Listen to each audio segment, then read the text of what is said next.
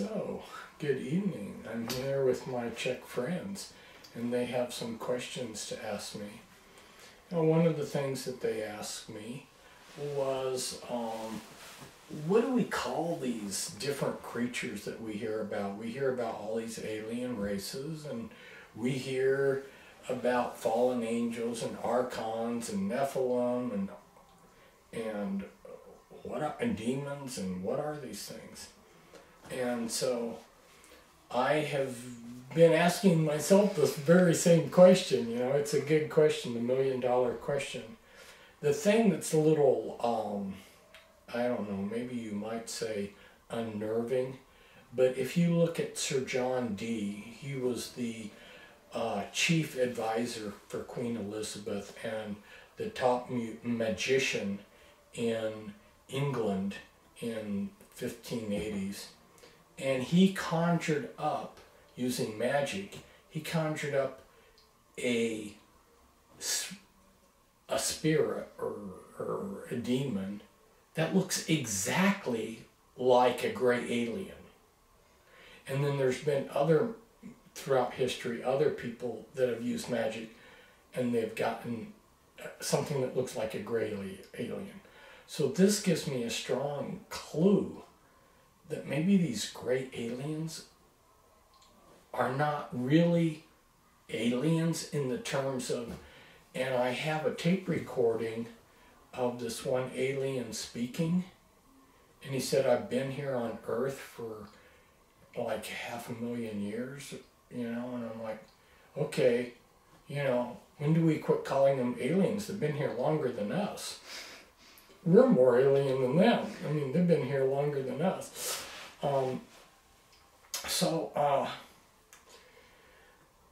You know, I've got a lot of information, but I still ask myself, you know, because the grays, as I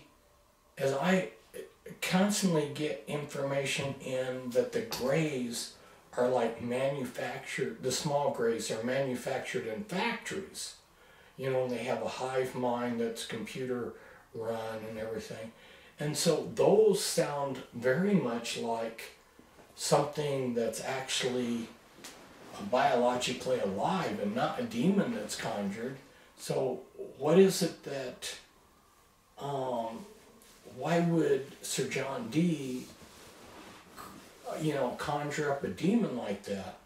Or did he not conjure it up and somehow the gray alien came to him and he just said that he conjured it up? I don't know. It's a mystery to me too, because could it be that what Sir John Dee created is, even though it looks like a gray alien, is different than the gray aliens that are being produced now? And who is producing these gray aliens? Is it the tall grays, or is it like some secret government? I don't know. These are all, you know, and I can tell you what different people have told me, what different witnesses, and yet at what point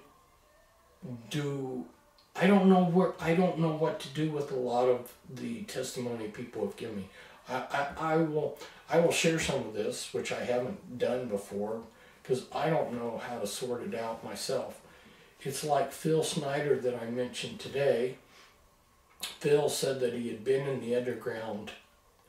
Okay, but when I started working with Phil, and Cisco and I started working with him, we actually realized he was a program multiple personality. So everything that he said is not necessarily truth. It may be programming. In fact, he was all over the place. He would say, my father was this, my father was that. He was all over the place. So he was mixed up on a lot of facts. So what was truth and what was programming, and what were program lies, and who knows what.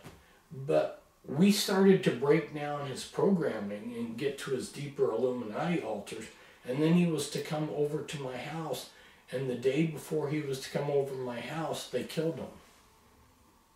Now, at the time, I didn't want to say anything to anyone because I thought, one, people would think I was being like kind of proud or something that to say, well, he got killed because of me. But two, I didn't want to say it because I didn't want to think people thought that he got killed because of me. So I didn't talk about it. I was just like dumbfounded, you know. Oh boy, here was somebody who I was making a friendship with, a whistleblower, that probably knew something, because it appeared like he had some evidence that he had been in the deep underground military bases, and he could pull off of his shirt, and he had huge scar down here, which he said that he got in a laser fight down in the dumb base there at Dulce.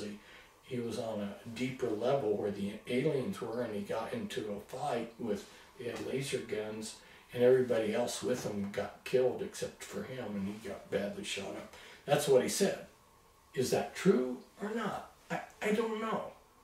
Why was he killed? Was he killed because Cisco and I were breaking into his deeper parts of his mind that were secret? Or was he killed because he was talking about the deep underground military bases? Was he killed because they thought he would talk something that they didn't want me to find out? Who knows? These are questions I don't know. Phil's handler was naval intelligence. That was Ron Rummel. And Ron Rummel, who was naval intelligence, would come to my house secretly.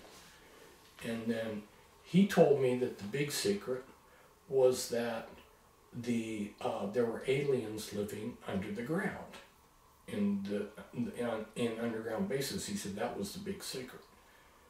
And that were underground bases, but not the underground cities. Underground cities, underground bases. But yes, were they man-made or were they in some way natural? Both. Yeah, okay. Some of them were actually caverns. Mm-hmm. And so this is what he told me was the big secret. Okay, and then I had a big trip planned because I had been doing all this research, and I had a trip planned with my family. And I mean, my family had to have a lot of patience because I was always gone researching, writing, blah, blah. So I could not change plans. I mean, I had to go on this vacation with them to family reunions and other things. And so the afternoon before I'm to leave, Ron Rummel runs over to my house secretly. He says, they're going to kill me. They're going to kill me. Here, take this suitcase. They're going to kill me. So while I was on the trip, they killed him. So why did they kill him? I don't know. Was the things he was telling me about underground bases and aliens living in caverns and underground true? Or did they kill him for another reason? I don't know. As far as I know, that was about all that he talked about, so I don't know why they would have killed him for any other reason except that. I don't know. Was it long ago? Pardon me? Was it long ago? When did it happen? 1993. So it happened in July 1993. So yeah, I've been at this for a while. Let's see, some of the other things. Some people that I interviewed that had been supposedly abducted by aliens, it was obvious that they were just under human mind control. Mm. And I think that they were either abducted by humans and told that the humans told them more aliens just to cover up what the humans did. So the Meetup project? Pardon me? Meetup project? Yeah, this kind of stuff. And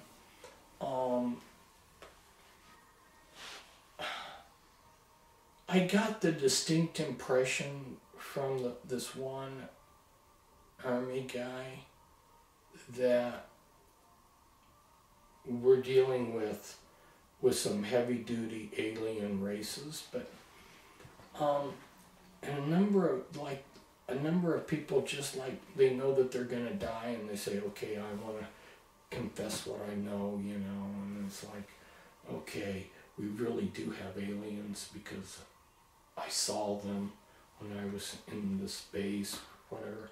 So they come across like, you know, this is something they want to get off their chest. They want to unburden themselves. You know, in the United States, they consider deathbed confessions to be true, you know. And so these are almost like that. So you're like, you know, when people are on their way out and they're old and they know they're going to die soon, they usually tend to tell the truth. I mean, why would you want to make up a lie at that age? You're not even going to be around for the fun of the lie, you know. I mean, why even bother when you're old and ready to die to make up some lie, you know?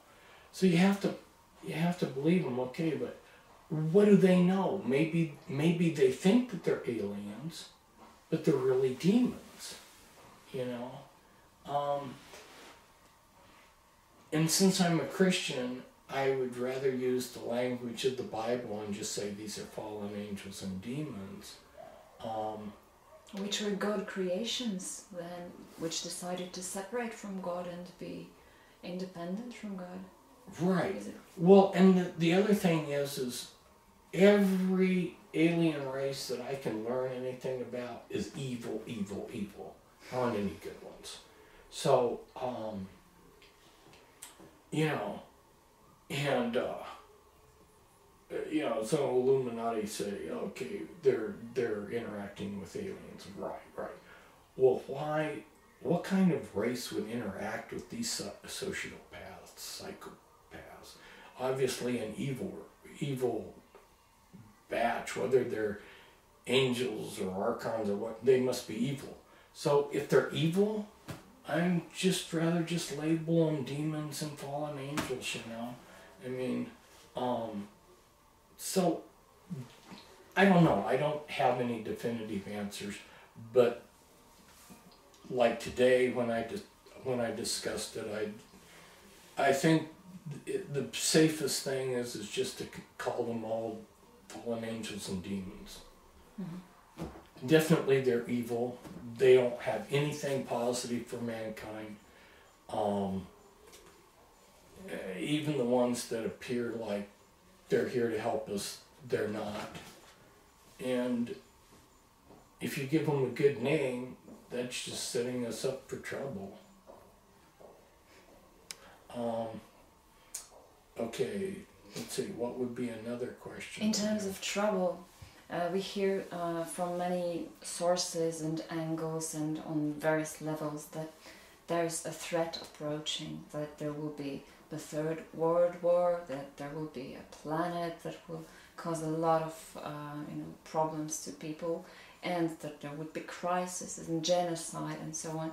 So there is this really sense of something huge and bad just coming upon us. How would you relate to that?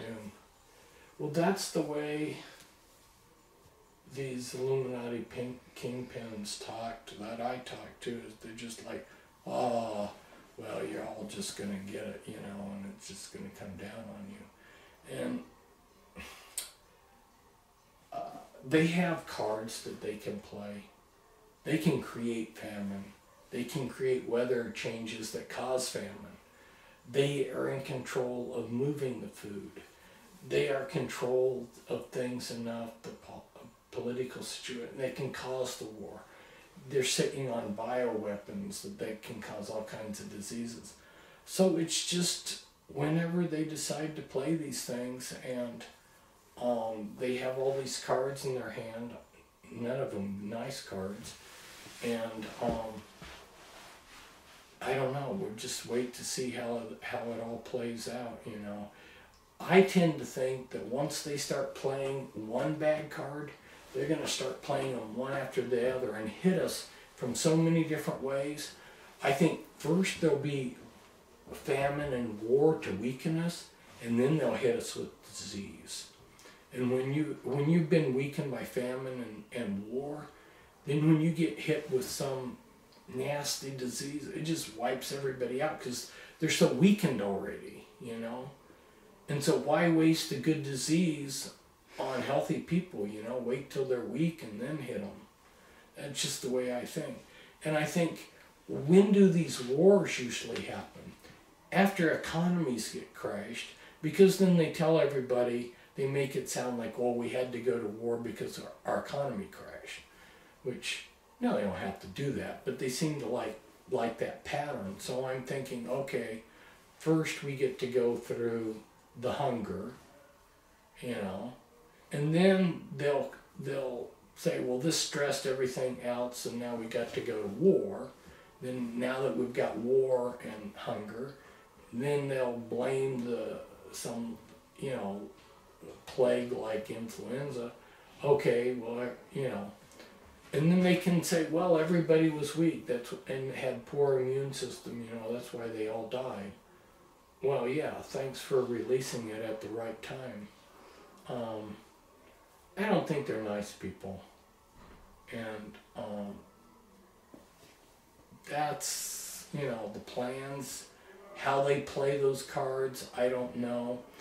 The people in the Illuminati that I were getting out starting in 1991, they were all convinced that Lucifer would be or the Antichrist would be enthroned by the year 2000. Okay. Well, it wasn't just them. I actually found occult writing clear back like 200 years before that was saying the same thing. 2000 seemed to be the date that they set. But it's not the date that it turned out. Or maybe it did, but we are not told about this. Is there specific? No, it didn't happen. So, okay. No, so why did they change the plan? I don't know. This is something nobody's told me why, but it got pushed back, and now it seems like it's happened because, like I say, I watched now that they're putting the capstone on the pyramids on their logos. It's like, okay, well, they just showed us that they got that in place, but he's not gone public as far as I know. I mean, a lot of people say, okay, Obama's the Antichrist, this person's the Antichrist, I don't believe it. I don't know. Another interesting question. I don't have all the answers, and I'm skeptical. I don't grab just because somebody says something, doesn't mean I'm going to believe it. It's just like, I wrote a book on the reptilians back in 1993 and then didn't do anything with it. And then 2 years later, 2.5 years later, David Icke finds out about the subject and he ran with it.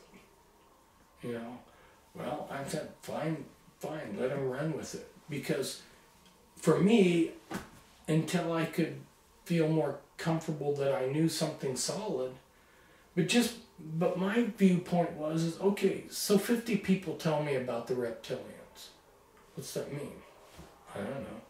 It means 50 people think there's reptilians, but does that mean that they're really reptilians? I haven't seen one yet. And you know, like this one man, he called me, and because he knew I was researching this kind of stuff, and he goes, Fritz, I got to tell you this. I have a fishing boat, you know, off the coast in the Caribbean, off Louisiana. He said, I came into dock, and when I got off the ship, this lady there that I don't even know, you hadn't seen her before, I looked in her eyes, and she had reptilian eyes. You know, and I have pictures, photographs of people with reptilian eyes and stuff. Fine, but what does that prove? Nothing. Because they make contact lenses that will turn your eyes to look reptilian. So what, are these people just wearing contact lenses to look like reptilian eyes? I don't know. I can't nail down anything. I get a lot of information, but nothing that I'm just absolutely sure about. You know, it's like it's like slippery bar of soap. You know, you would want to fix it so that you know, okay, this is right or this is wrong, but instead you're left with, it could be. I mean, I can state an opinion on what I think, but what's my opinion except just another opinion? So, definitely, I categorically am sure that the U.S. government, probably also with the other governments that work in secret, are working with things that they call the aliens, but what are those creatures?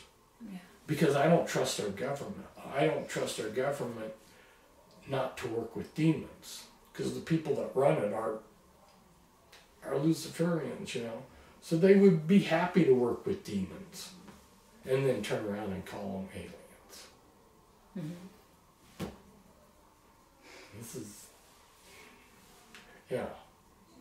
And I see that David Icke is just, he's not calling them aliens either. He's calling them archons. So that's interesting. He's or artificial intelligence as well. Yeah, so he's come over to where I am, and he shifted from, okay, these are aliens, to, no, these are just, this is evil critters of some kind. But I didn't hear him calling them aliens, and I thought that was very interesting. Mm-hmm. Yeah. I don't think, I can categorically say this, 100%.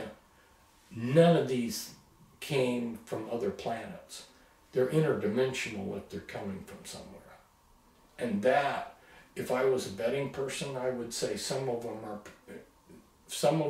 I would say I'm about 80% or 95% sure they're interdimensional.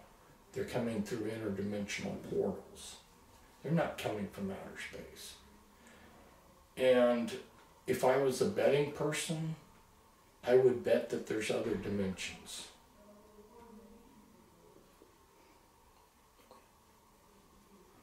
Okay. And you also mentioned in your lectures that the 13 families that you listed before now changed the configuration a little bit, and there are 7 prominent families. So is it important information? Does it change the situation a lot, or not to a significant point? Well, in 2009 there was a switch from one generation to another of leadership at Gstaad, Switzerland. So no. And the new generation alienated part of the Illuminati. Now,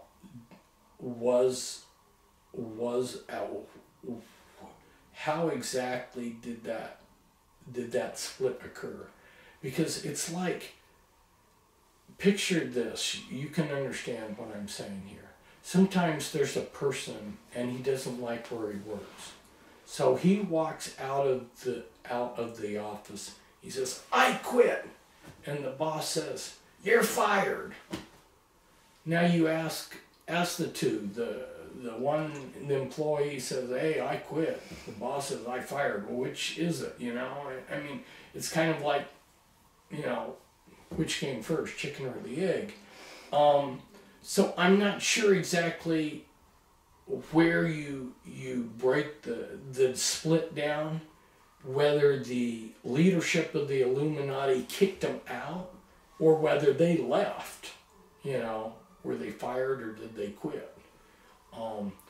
But there was a split, and because they had this split, the Bushes are not with this factor, and the Collins are not with them either. So at that point, after there was a split, okay, let's look at the leadership of the formal Illuminati organization. Let's look at it from their vantage point, because from the way they talk, they kicked these out. Mm-hmm. Okay, they fired them. They kicked them out. Okay.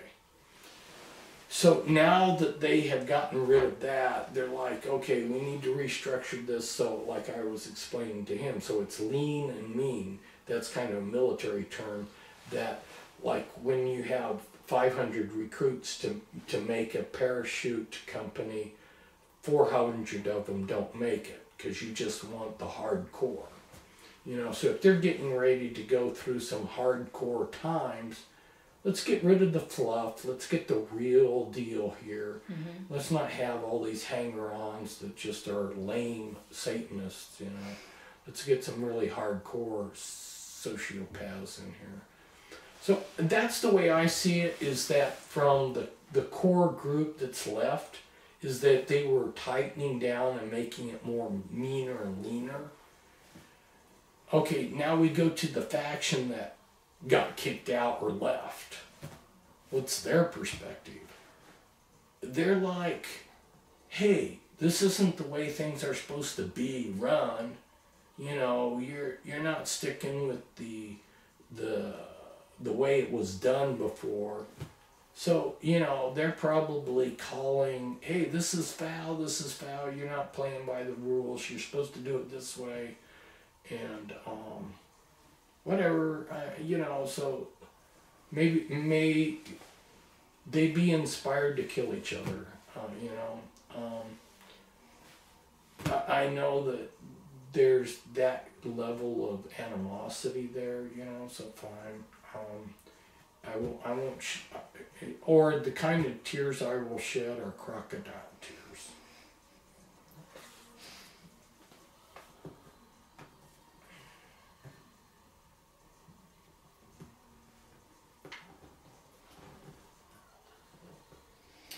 Yes, we definitely wanted to congratulate you on the Peace Prague Award that you were given.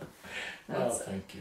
I think it meant a lot to me. I don't know if I expressed enough of that when I was accepting it, but for me, I am a man of peace, and but that's hard for people to realize, but I made a lot of choices along that way. You know, I gave up a military career because I didn't want a military career. I wanted to be a man of peace, and I've tried to promote peace, but it may not be so easy for people to realize that, especially when what they see of me is not the peace part, but that I'm waging this crusade against this Illuminati corruption, you know. So, yeah, thank you. It meant a lot to me. It was, it really meant a lot to be honored that way. I mean, there were different ways that one could have honored me, you know, like Pulitzer Prize or something, which I don't deserve. But the Peace Award, I felt comfortable receiving. That was very beautiful, yes.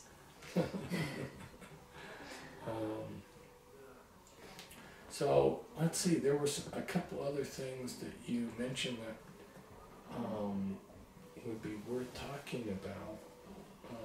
Do you remember what else you were thinking about?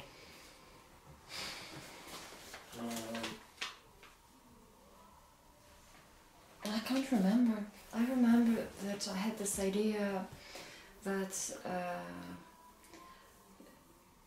some people are calling, you know, the same things with different labels, or that there might be confusion over the same concepts.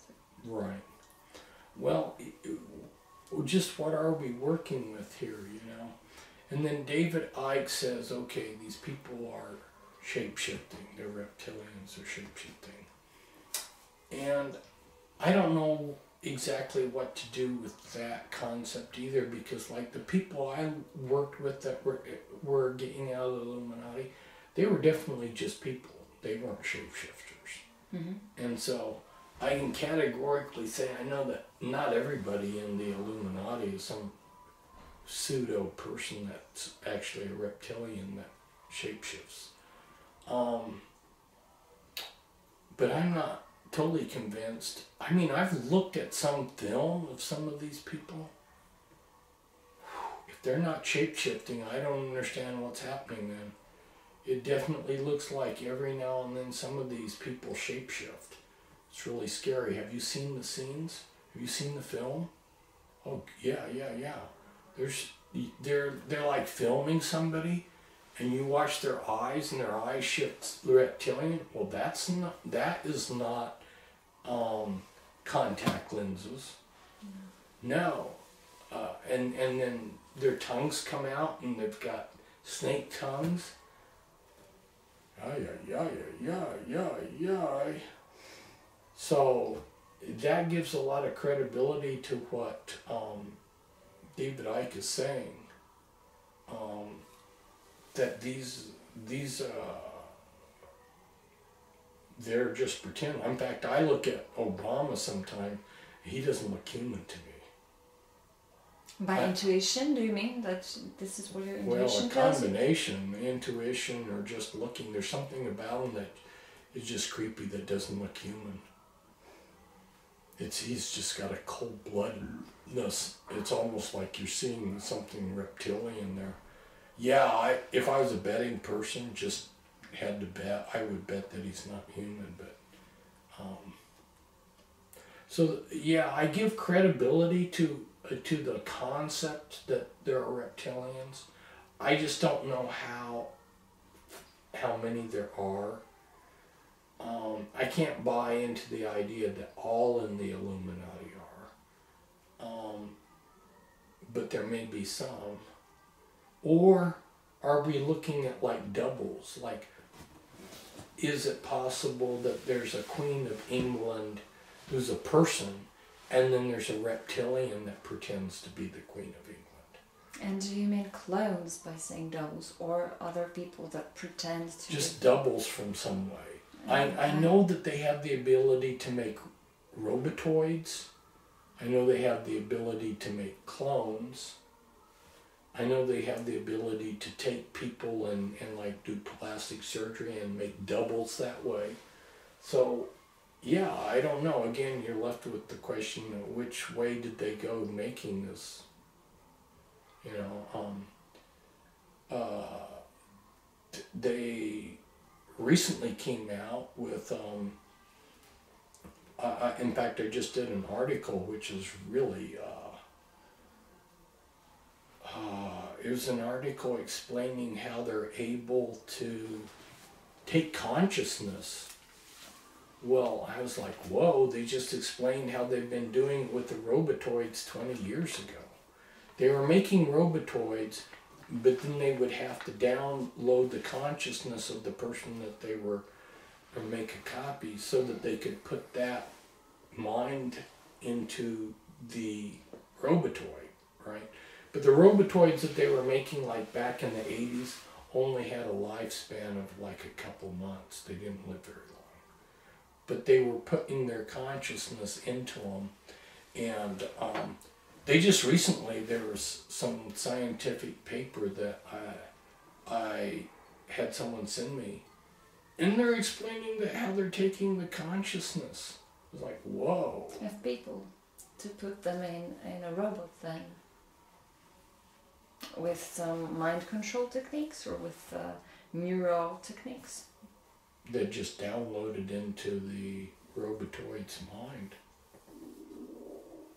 And the article was saying that they're doing this so that they can put human minds into robots. Creepy. Yeah, creepy. But yeah, they were. What we're seeing is technology that they had 20 years ago, and now they're releasing and saying they just discovered this stuff. Wow. So it means that the technology that they have now is way more advanced. Yeah, exactly.